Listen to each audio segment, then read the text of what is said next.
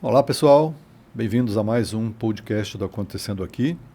Estamos gravando no Instituto Bertol, aqui em Florianópolis, e a nossa conversa hoje vai ser sobre comunicação, jornada do consumidor, consumo de mídia, esse universo dos meios de comunicação.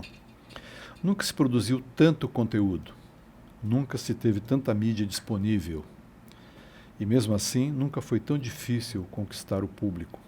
Para falar sobre esses assuntos, estou recebendo com o maior prazer Patrícia Kuhn, que é Head da área de marketing do grupo NSC, afiliada da Rede Globo, que tem a liderança nos meios de comunicação, o maior agregador de mídia aqui de Santa Catarina.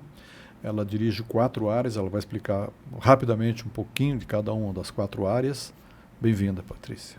Que alegria estar aqui, muito obrigada, que honra estar aqui com vocês nesse momento tão especial, que é esse início de ano para a gente falar sobre tendências, tantas informações novas. Estou muito feliz de estar aqui com o convite de vocês. Muito bom.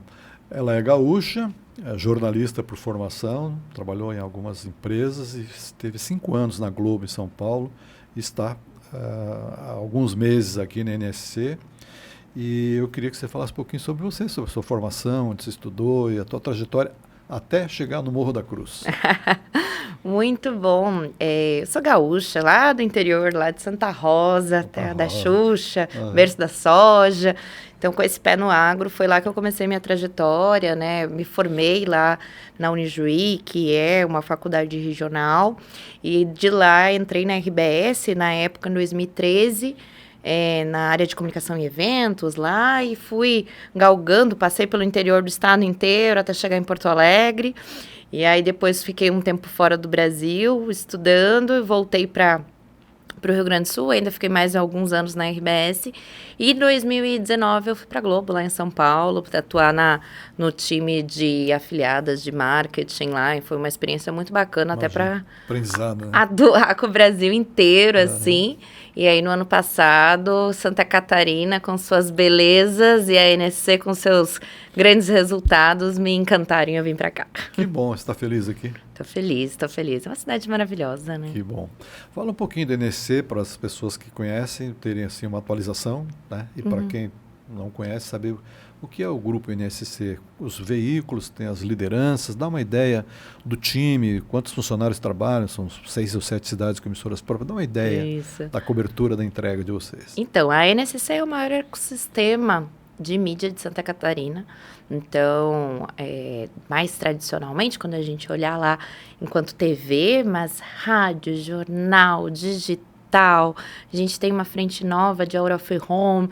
Então, a gente tem esse olhar, essa capilaridade, tanto de veículos de comunicação, mas também, que é super importante, é o que a gente mais valoriza, que é a questão da capilaridade dentro do estado. A gente está em 6 regiões, mas não só nessas regiões, mas também valorizando várias cidades do que a gente chama das nossas praças, né? Sim. Então, Chapecó, Criciúma, Joinville, Blumenau, Joaçaba, Lages, Itajaí. Então, a gente está pelo estado inteiro, porque a gente sabe também que a realidade de Santa Catarina é como se a gente tivesse 6 capitais diferentes, né? É muita cultura num estado só.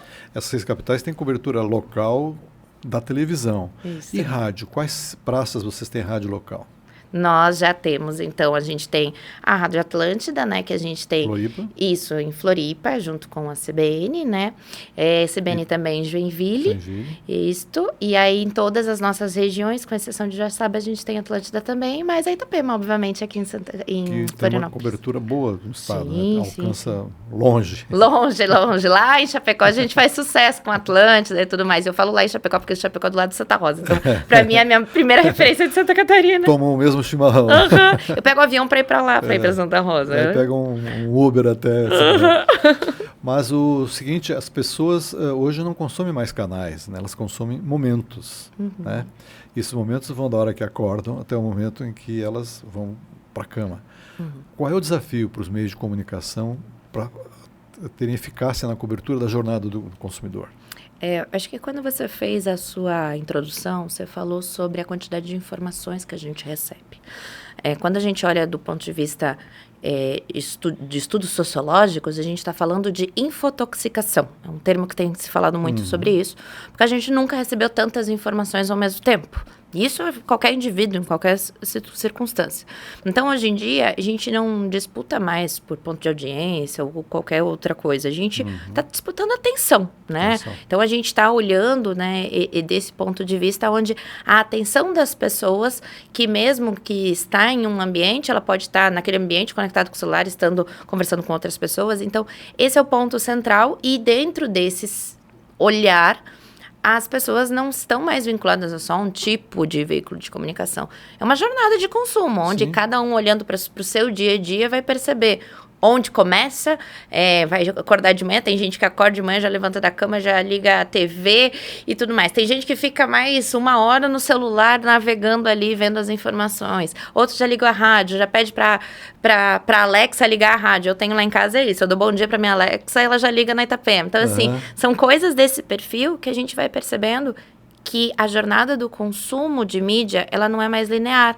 Ela é multiplataforma e a gente está conectado com todos em as mais diferentes frentes. Vocês conseguem apurar qual é o primeiro contato por faixa etária, por sexo, quando a pessoa acorda, qual é o primeiro contato dela com mídia? Vocês tem uma pesquisa sobre isso? Né? A gente estuda muito. Você descreveu agora, tem gente que fica no celular, tem gente que liga a TV, mas vocês devem ter um dedo no pulso, porque vocês vivem disso, né? Com certeza. A nossa área de inteligência de mercado, ela é muito voltada a esse comportamento de consumo das pessoas, entendendo não só por faixas de gênero ou de idade, mas também por perfil de consumo. Então, pessoas que têm mais interesse em esportes, enfim, cada um com a sua característica. Então, uma pessoa que tem mais interesse de esportes, normalmente, né, essa pessoa mais esportista, ela acorda e ela já vai para academia, por exemplo, ou vai praticar algum esporte. Então, o tempo de consumo dela do celular é muito pequeno pela manhã.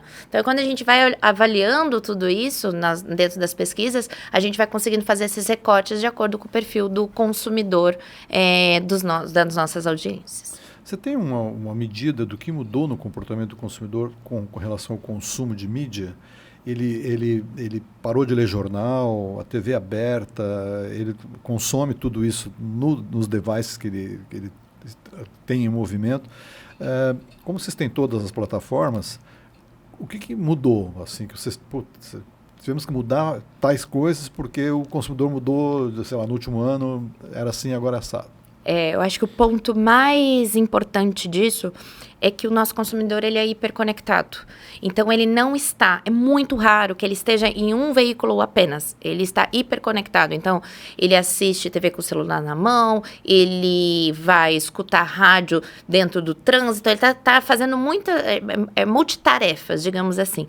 E isso faz com que a gente precise entendê-lo de forma diferente. Então, para esse ecossistema fazer mais sentido. Então, quando a gente olha para o passado, onde as pessoas ligavam a TV todos os dias no mesmo horário, no mesmo sofá, hoje a gente tem as casas das pessoas, tem normalmente, né, quando a gente vai olhando numa classe média alta, o número de televisores pelo número de pessoas, né? Não é uma só TV, né? Então, a gente percebe esse movimento aí, enquanto vários tipos de consumo celular, a mesma coisa, né? Então, a gente percebe que essa é a grande movimentação que a gente teve. A Kantar tem tecnologia para medir a audiência que é dada à TV, no horário X, ou qualquer horário, pelos equipamentos que usa. Quer dizer, pode ser uma pessoa no quarto com celular ou tablet, não sei do que, vendo o mesmo canal, o mesmo horário. Você tem um pouco de informação sobre isso, sobre essa técnica da Kantar? A Kantar Ibope é, com certeza, o instituto de pesquisa mais conceituado no mundo inteiro. Todos os veículos de comunicação do mundo todo, os principais, utilizam a Kantar por causa disso, e é a mais atualizada. Então, já se tem grandes aprofundamentos, como você falou, já se consegue fazer várias mensurações como essas, mas até quando a gente olha para futuro e fala de TV 3.0, que depois a gente pode se aprofundar um pouco mais sobre isso, a Cantar tem sido protagonista dentro desse cenário para captar todos esses momentos onde a audiência se conecta com cada veículo, para a gente poder dar cada vez mais insumos para os nossos clientes, né, para nossas audiências. E o usuário, a audiência de vocês, ela procura a mídia ou a mídia de vocês tem que ir atrás dele? Como é que é essa coisa hoje? Porque tem vocês e tem os concorrentes, né? Tem o YouTube é concorrente da televisão, os streams estão aí. Como é que é essa coisa do Zap, que antigamente o Zap era 3 canais, né? Hoje o Zap é o planeta. Como é que vocês pilotam isso para não perder a relevância e a audiência? Com certeza. A gente trabalha muito com dados, é a nossa essência do nosso dia a dia. A gente está com várias frentes de inovação e várias frentes voltadas até de Martech, de pensar na tecnologia voltada para dados, para a gente conseguir chegar tanto na produção de conteúdo, que é a nossa essência, mas também dar mais insumos para os nossos clientes. Então, a nossa essência hoje é olhar para dados e conseguir em cima deles tanto produzir conteúdo quanto gerar mais resultados. Pois é, essa coisa de procurar adequar conteúdo, não mais a mass media, né? Que estudos vocês usam, além dos internos e da pesquisa de audiência, diferente de aprofundar e de ver hábito, Claro. né? De ver o engajamento? Que dados vocês usam? O Google, dá uma ideia como é que é o dia a dia de quem pilota o conteúdo para adequar esse comportamento de consumo de mídia. Com certeza.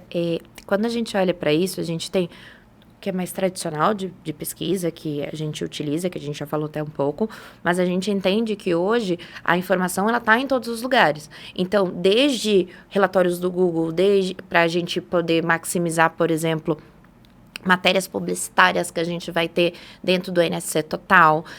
Então, a gente vai olhando para todos esses cenários, mas também a gente olha muito para o que é tendência, para o que está saindo de outros estudos que não necessariamente de dentro da área da comunicação, mas o que está acontecendo em todos esses canais. Então, relatórios. Ontem a gente estava em uma reunião super, super bacana com o WGSN. Então, assim, institutos globais de tecnologia, de tendências e tudo mais, que a gente vai se basear em tudo isso para trazer os melhores resultados dentro desse cenário. Muito bom. E lá na tua área, você tem o desafio da audiência da TV aberta, que de uns tempos para cá vem caindo, vem tendo desafios permanentes. Como é que vocês olham para esse termômetro do índice de audiência da TV aberta, que não tem se mantido numa linha crescente nem estável? Ela tem os desafios. Como é que é o dia a dia? Eu acho que também tem um mito muito grande de que a audiência está caindo, a TV aberta está perdendo credibilidade. Quando a gente olha para isso e a gente vai realmente nos aprofundando dos dados, a gente percebe que os movimentos, eles têm acontecido muito voltados aos diferentes tipos de consumo. Então, eu vou te dar um exemplo clássico, né? A gente está com o BBB acontecendo, eu recebi o relatório agora, estava olhando ali embaixo, assim, ó, recorde de audiência dos últimos anos, assim, ó, um dos maiores. A gente teve o Sincerão desta segunda com, assim, ó, a maior audiência de ultrapassou todo 25, assim, realmente um sucesso de audiência. Aí, isso até olhando a audiência linear mesmo e tudo mais. Aí eu tenho um outro comportamento de consumo que eu estava conversando com a Fernanda, que é do meu time de negócio SC, e ela disse que ela tem um novo hábito. Ela gosta de dormir cedo, então ela, todos os dias, de manhã cedo, ela toma café assistindo o BBB da noite anterior. Então, quando a gente vê isso, o hábito de consumo é o mesmo conteúdo, só que ele está em diferentes lugares, em diferentes momentos dos dias das pessoas. Então, se você pegar as redes sociais hoje, o BBB, aí eu vou pegar esse exemplo já que a gente está usando, o BBB tá lá, né? Um monte de coisa acontecendo, a eliminação da Sara de ontem, viu? Ontem de manhã, ontem eu também dormi cedo, a eliminação da Sara hoje de manhã, toda polêmica com aquilo. Então, assim, é efervescente este tipo de conteúdo. Então, quando a gente olha para isso, não é só o dado de audiência ipsis literis que a gente olha. Ele faz parte de um ecossistema sistema de informações onde a gente faz metrificação de rede social, dados de audiência e também a forma como a gente é percebido pelos nossos públicos. Mas isso é sazonal. Daqui a pouco vai ter Copa do Mundo, outro pico grande. E o linear, o anunciante quer anunciar todo dia. E a gente tem a felicidade de ter, assim, os resultados dos nossos clientes de uma forma muito bacana e muito positiva dentro disso. A gente está, por exemplo, futebol, né? A gente está aí com o Campeonato Catarinense acontecendo aqui, o Brasileirão esse ano já com um novo calendário, e é cliente o ano inteiro. A gente teve várias, quando a gente olha para o cenário nacional também, todas as renovações de futebol que aconteceram. Então, você vê grandes marcas, Magalu, Itaú, esses caras entendem muito bem de dinheiro e onde investir. E eles não estão distantes da TV aberta porque eles entendem a relevância que ainda tem. Porque a concorrência que eles sofrem é gigante. Se eles dormirem, o concorrente avança. Exatamente. Né? É uma cota de Copa do Mundo que eles não perdem para não ter perigo de entrar a concorrência, né? Isso aí. Na tua opinião, o streaming, ele mudou o hábito de consumo ou ele ampliou as opções de consumo de entretenimento? Ele ampliou, com certeza, as opções de consumo de entretenimento.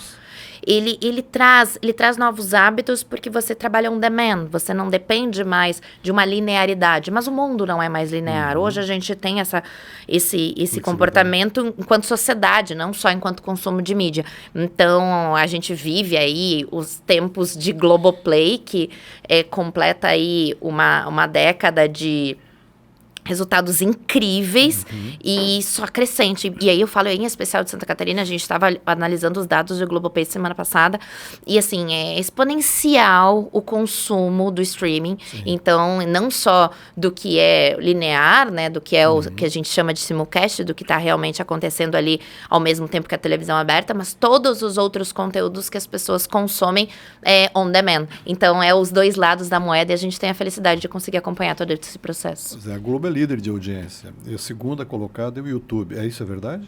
A gente depende muito a faixa, né? Então, a gente não... Hoje, a gente tem a classificação da Globo como líder, isso tanto Globo quanto a NSC, a gente não tem nenhum questionamento. O nosso share, quando a gente fala de share, assim, é exponencial em relação a isso. E enquanto o segundo, terceiro colocado, essas questões aí já ficam muito mais com a cantar de quem está ali. Esta briga ali a gente não participa. Não interessa. E o que a TV ainda entrega para o consumidor que o digital não entrega?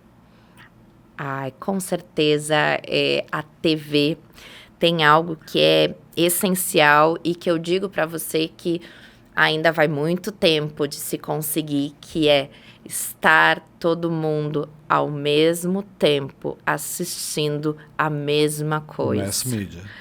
E quando a gente olha isso, a gente viveu essa semana Super Bowl, a gente viveu o final de Vale Tudo, foi uma coisa surreal. E eu acho que também exemplifica, porque o final do Vale Tudo, que fez o quê? 3, 4 meses aí. E eu fui para um bar aqui em Florianópolis, que era as pessoas assistindo ao vivo no bar, todos juntos, a final de uma novela. Então, quando a gente vê isso, essa capacidade de todo mundo estar conectado emocionalmente ao mesmo local, né, ao mesmo conteúdo, isso ainda vai demorar muito tempo para um streamer conseguir. Isso é resultado para o anunciante, né? Sem dúvida. É garantia de resultado para o anunciante. Mas a TV tem uma coisa que também... não que o digital não tenha, mas a TV acho que leva uma vantagem, que é a credibilidade. Sem dúvida. É a apuração.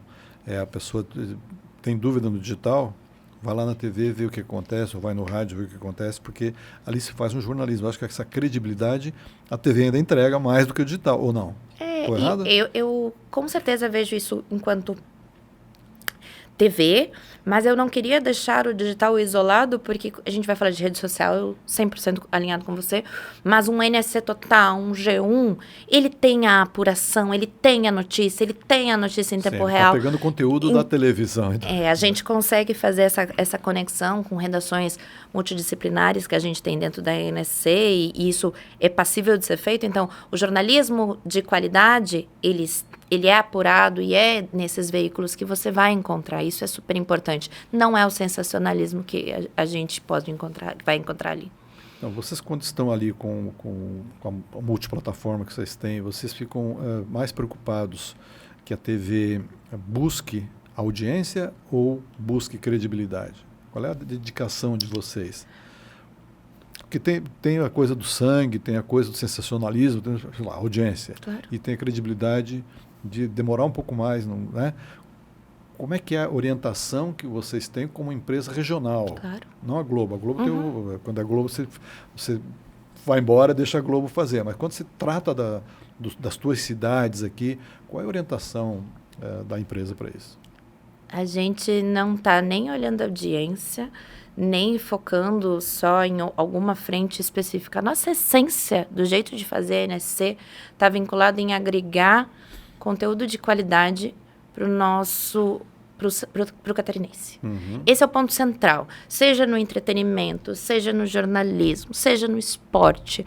A gente está onde o catarinense está. É a nossa preocupação de levar para eles conteúdo de qualidade, conteúdo que seja relevante para ele. Então, quando a gente pensa assim, o que faz um jornalista quando senta lá na sua cadeirinha e vai pensar nas pautas do dia? Ou o time de entretenimento? Tudo isso, a nossa essência do nosso jeito de fazer, está olhando do ponto de vista do nosso catarinense, o que ele quer ver naquele canal, o que ele quer ver no digital, o que ele quer escutar na rádio. A gente está com esse olhar principalmente voltado daí à cultura, a ESG, a gente tem o esporte como um todo.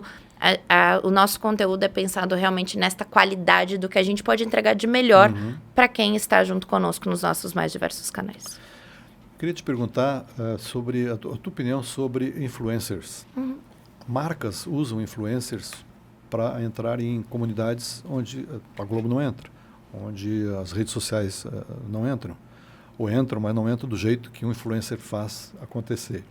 A Globo usa nos seus realities grandes nomes, ou grandes volumes de audiência dos influencers. Como é que você, fazendo coisa em Criciúma, Chapecó, Joinville, enxerga, ou vocês usam, vocês pesquisam, ou vocês ignoram os influencers? Não. Inclusive, temos alguns projetos especiais voltados para isso, mas, sem dúvida, hoje, os influenciadores, eles fazem parte do modelo atual de consumo, a gente não ignora de forma nenhuma, a gente traz para dentro de casa, a gente tem projetos juntos com eles, mas também, prioritariamente, a gente vê e aí eu digo assim, como que as coisas se movimentaram?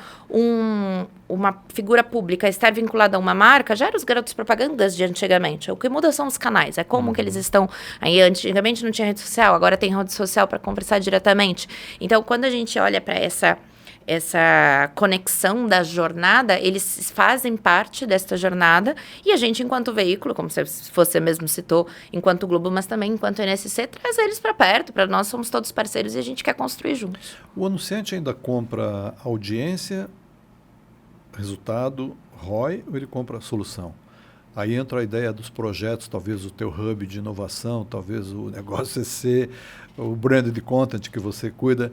Fala um pouquinho desse universo que você todo dia está ali com o teu time para lá e para cá. O meu desafio de vinda para a NSC foi complementar um trabalho que já está sendo feito há muitos anos, aqui voltado a conteúdos e novos negócios publicitários. Então, esse grande hub meu de atuação aqui, nessas várias áreas que eu tenho, ele está muito olhando para isso. É construir junto com os nossos clientes novas narrativas que contêm histórias, mas que gerem resultado. Então, essa é a nossa essência. A gente precisa comunicar de forma diferente, pensar em novas frentes, assim, o nosso time de Branded Content, um time incrível, liderado pela Angélica, onde ele consegue pensar em coisas diferenciadas. A gente teve agora, recentemente, o Conexão Verão, que a gente estava comentando no início, assim, Conexão Verão foi um sucesso de vendas. Então, a gente está com 12 marcas junto com a gente. Mas por que tinha 12 marcas? Porque a gente tinha uma pluralidade de entregas de conteúdos, programa especial na TV, conteúdo na rádio, conteúdo no digital, frentes diferentes, ativações. A gente passou por 11 praias do estado de Santa Catarina, ou seja, a gente quer entregar impacto, resultado e principalmente solução, mas diferenciada, um jeito diferente de fazer que as marcas só encontram na NSC. Vou encerrar aqui, porque o NSC é tudo. Queria te perguntar o seguinte, antigamente, a gente eu trabalhei em grande empresa, a gente usava o Nielsen para fazer o plano estratégico do ano que vem. Os dados do Nielsen eram do ano passado. Né? Hoje você tem tecnologia para com as análises preditivas, de fazer agora, com certeza, o que vai acontecer daqui 6 meses, lá numa cidade X, para vender produto Y. Mas parece que tem anunciante que ainda faz uso das métricas do passado para avaliar resultado de mídia. É isso ainda? Eu acho que a gente... Ou já tem alguém fazendo a predição? Então, a gente também, enquanto papel de veículo, e é por isso que a gente tem falado tanto sobre dados, não só receber do cliente todas essas informações e ser apenas o canal onde veicula um determinado anúncio. A gente construir a 4 mãos, faz parte da nossa essência, é muito do que a gente vem construindo nesse espaço de inovação que a gente está buscando dentro da NSC, dentro dessas cocriações que a gente já faz há muito tempo, mas também trazendo outras possibilidades. Dados é a essência do que a gente faz no dia a dia. Eu vou te dar um exemplo prático. Quem tiver a possibilidade de ir lá na NSC e conhecer a nossa área do NSC Total, que a gente tem uma grande... toda a redação, né, é cheio de TVs, assim, ao fundo. E nessas TVs a gente vai metrificando matéria por matéria. Qual é o resultado, qual é o SEO. E aí, quando é isso, não só para os nossos, do nosso conteúdo editorial, mas também os branded contents que a gente produz. Então, a todo tempo a gente está olhando real time, o que está performando, vamos alterar isso, vamos mudar as mídias de divulgação para ser mais atrativo. Então, essa essência de trazer mais resultado, mas conseguindo calibrar ao mesmo tempo que a gente está veiculando, é um pouco do que é a nossa realidade do dia a dia para dar mais insumos e sermos mais consultores e agregadores, parceiros de negócios dos nossos clientes. E a TV 3.0 vai multiplicar os desafios para vocês?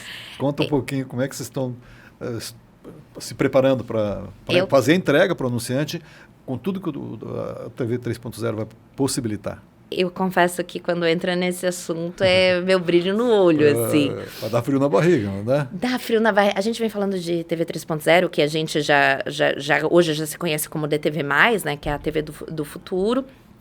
Há muitos anos. Então, aí eu já trago um pouco do meu histórico de Globo. A gente falava isso em 2020, 2021. Já era algo assim, e parecia distante, muito distante, né? Então, e até falando de uma forma mais leiga, a TV 3.0 ou a DTV+, ela é uma evolução. Então, a gente viveu lá a TV 1.0, TV preto e branco, 1.5, TV analógica colorida. Aí a gente viveu ali nos anos 2010 a TV digital. Aí, de repente, 2.0, que é a TV digital dentro do streaming, como a gente consegue assistir hoje em Globoplay. E a gente vem aí para uma TV 3.0, a DTV+, que ela nasce a partir da interatividade. É como se fosse a TV da casa da gente. E todas as TVs terão essa possibilidade, sem depender de internet, o que é muito importante. Então, isso vai para todas as classes sociais, em todos os universos. A gente vai poder interagir com os conteúdos, vai poder escolher. Eu quero escolher o som do show. Eu quero sem o barulho da torcida no jogo. Sim. Eu quero só os jogadores. Não, eu quero escutar o jogo com a torcida bombando no fundo. Então, desde áudio, desde vídeo, escolher a câmera, poder interagir, fazer enquete, votar lá dentro. Temos testes já de Big Brother, que aconteceram em janeiro do ano passado, em relação a DTV+. Então, assim, vem um novo momento de consumo de TV. Mas aí só para quem tem smartphone, para quem tem Smart TV. Isso, são as TVs hoje que a gente modernas, já tem, né? E elas vão ter, vai ter todo um, porque é um olhar não só da Globo ou da NSC, é um olhar do brasileiro, né? Os outros países já viveram esse momento de transição e o Brasil está vivendo isso até 2030, a gente tem esse movimento. E quando entrar para valer, vai ser possível já fazer a compra de certos produtos que estão no cenário? Roupa do ator, o carro, não sei do que, vai estar tagueado isso, não? Vai sim, é a parte mais legal pra gente, que é publicitário, marketing, assim, a gente está super ansioso com essa possibilidade de novos formatos comerciais. E quando é que vem? Quando vai estar na rua isso? A gente já teve testes na Black Friday, né, então testes nacionais, mas, assim, para dizer que tá perto, Copa do Mundo a gente já tem oficialmente em alguns lugares do Brasil. Ainda não em Santa Catarina, mas na Copa do Mundo. Então, a gente está falando de junho, já é uma realidade de agora, né? Quando você pensar, deu 2 gols, já está na Copa. Com certeza, mas é realmente poder comprar um produto, clicar na TV e comprar um produto. Aconteceu na Black Friday, geladeira comprada pela TV. Então, assim, surreal pensar nisso. Não tem a burocracia, não tá ali, não hoje, tem dúvida. Você tem o teu cartão de crédito já está conectado na TV. O anunciante vai evoluir, né? Ele vai ter que se renovar, vai ter que mudar o jeitão dele vender. Eu estou alucinado para conversar com pessoas que estiveram na NRF esse ano, porque diz que foi um absurdo, né? Surreal, assim. Impressionante, como é rápida a evolução, né? Não, é muito rápido. Eu acho que esse é o ponto central. Quando a gente fala de tendências de marketing, a gente ia olhar para futuro, 2, 3 anos, 5 anos, daqui 10 anos, mas a gente está vivendo uma realidade onde as coisas mudam muito rápido.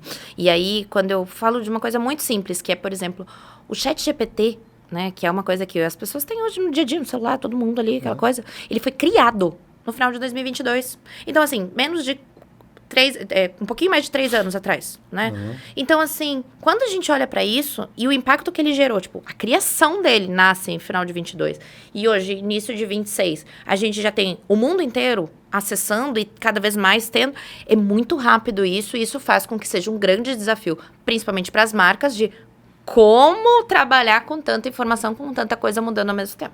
Então, você contando isso que você contou agora, eu me lembrei de 10 anos atrás, em Cannes, a gente estava cobrindo o festival de Cannes, e teve uma palestra que um presidente de uma dessas WPP da vida, esses grandes grupos de comunicação globais, diz assim, Vale do Silício, parem de inovar com tanta velocidade.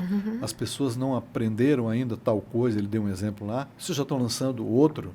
Quando ela for comprar esse para aprender, vocês já estão lançando, diminua um pouco, vocês estão entregando demais. E o Vale do Silício ignorou esse assunto, quer dizer, está entregando, já o iPhone 38 já está pronto, né? Então, assim, qual é o desafio que você vê que a tecnologia ainda vai trazer para a comunicação e quais são as grandes tendências para 2026, além da 3.0? Quer dizer, o que vem mais aí para o universo de vocês, que são veículos de comunicação, jornal, internet, digital, rádios, televisão, enfim. Quais são as grandes para as agências e os anunciantes ficarem de olho nisso? O que não sai, tá? Primeiro, vamos do que não sai. Credibilidade, confiança, veículos de comunicação que tragam isso na sua essência, que se preocupem com o seu público. Isso não sai, isso vai continuar, isso já vem do passado, isso é no presente e vai para o futuro. Porque quanto mais curadoria de conteúdo se existe e confiança naquilo, isto continua e vai ser perene, isso temos certeza. O que a gente olha para neste momento? As marcas não estão mais, e eu vejo isso como uma grande tendência ainda a evoluir, com espaço de desenvolvimento. Criação de narrativas, contar storytelling. É você, marca, não querer só vender um produto, mas você criar conexão com o teu consumidor. Você criar dentro daquele espaço uma comunidade de pessoas que amam e querem estar perto da sua marca. Então, não é só simplesmente fazer um anúncio vendendo um produto. Isso faz parte da estratégia. Mas você tem que se conectar emocionalmente. Isso, sem dúvida, não é algo que é fundamental para os próximos anos. E também a questão do marketing preditivo. E esses 2 assuntos, não é a Patrícia aqui da NSC só falando, mas... O Peter Drucker também está falando. Está no Marketing 6.0 do Kotler, que foi lançado no ano passado.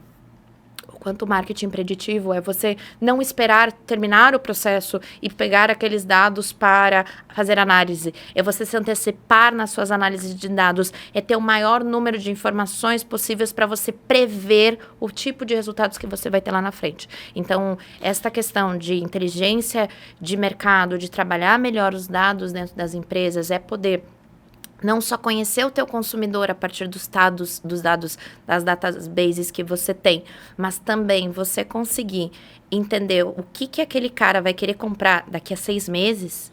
Cara, isso é a grande tendência. Sem dúvida. Dados é fundamental. Você diminui custo, você diminui logística, diminui concorrência de insumos, quer dizer, tem tanta coisa boa, né? Evitar desperdícios, enfim. A gente está indo já para a parte finalzinha aqui da nossa conversa, ficaria 2 dias aqui a gente conversando, falar um pouquinho de pesquisa de audiência. Tá bom. Né?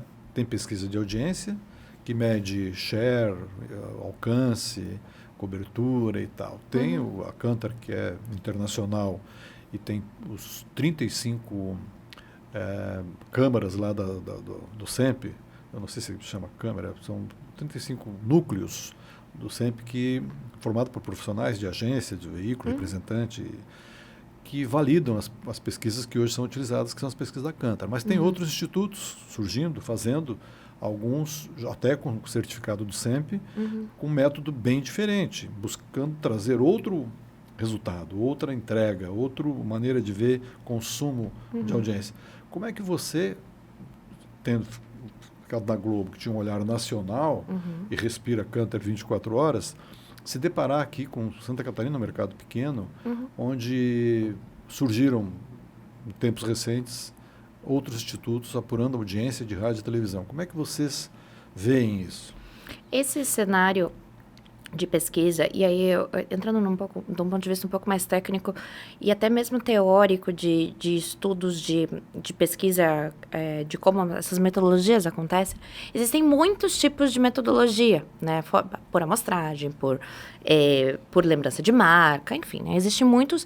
E o que não se pode acontecer, né, é entender que cada tipo de perfil de pesquisa ele é para chegar a um resultado. E quando a gente acaba mexendo nisso, isso pode gerar distorção. Então, por isso, a NSC e a Globo e os grandes veículos do Brasil e do mundo preferem ir para os modelos mais de empresas renomadas como a Kantar, que trazem esse olhar, e tem outros institutos de pesquisas também super renomados internacionalmente, mas a Kantar ela é especialista nessa medição de consumo de mídia.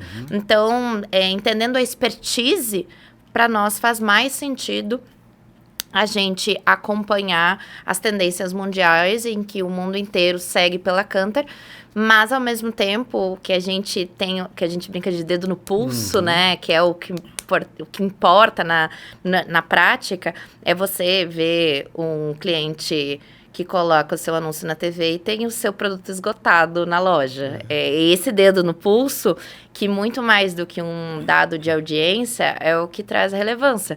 A gente está para vésperas, aí eu vou continuar no exemplo do Big Brother, que eu acho que ele é bem massivo e todo mundo consegue compreender. Cara, ano após ano, é uma festa do BBB do McDonald's que derrubou o iFood. Eu lembro o primeiro ano que teve a festa do BBB, isso foi em 2020, se eu não me engano, foi no meio da pandemia, e o McDonald's resolveu usar seu próprio app para fazer os pedidos, né? Que era a promoção, era lá. Derrubou. É loucura. Derrubou. Então, este dedo no pulso de ver os anunciantes zerar o seu estoque a partir de um anúncio feito dentro dos nossos veículos, ou ver algo que sai na TV ou é falado na rádio, que vira ou meme na rede social ou que tá todo mundo comentando, esse dedo no pulso é o que faz a gente ter clareza dos resultados que a gente é capaz de dar. Que a metodologia que vocês recebem está entregando a certeza. Queria te perguntar o seguinte, se você tivesse que dar um conselho para um anunciante, qual seria? Pode olhar para a câmera aqui. Um conselho da Paty Kuhn para um anunciante. A audiência está acontecendo aqui. São 12 anos dentro do universo da comunicação. E uma coisa que eu aprendi dentro de toda essa trajetória e passando por diferentes mercados, porque não adianta a gente só olhar para o local, não adianta a gente só olhar para o nacional, não adianta a gente só olhar para a realidade de um determinado estado. Eu tive a feliz oportunidade de trabalhar com o Brasil inteiro. Cara, o que importa mesmo é o teu consumidor. Você publicitário, você empresário, você tem que entender o que o teu consumidor está, aonde ele está, o que ele consome, onde é a jornada dele. Se você focar e entender este cara, e não entender ele só como uma persona, mas o cara mesmo, né? Entender de fato quem são, e os dados hoje nos permitem isso, olhar os indivíduos um a um, né? Então, para uma Magalu da vida, eu posso não ser um nome pela LGPD, mas eu sou o perfil completo, eles têm do meu comportamento de consumo. Incrível. Então, eu diria hoje que para um empresário ele precisa entender do seu consumidor e estar junto dele e de onde ele está. Então, não é só olhar para para os dados ou só pela sua percepção, mas é entender aonde o consumidor está e como que ele consegue ser atingido a partir das suas campanhas. Que bom, muito bom. Patrícia, obrigadíssimo aí por ter vindo aqui, pelo seu tempo, por ter colocado tudo que você colocou. Acho que nosso público gostou, gostei muito de conversar com o Patcom. E pessoal, até o próximo podcast aqui no Instituto Bertol. Obrigado pela audiência de vocês.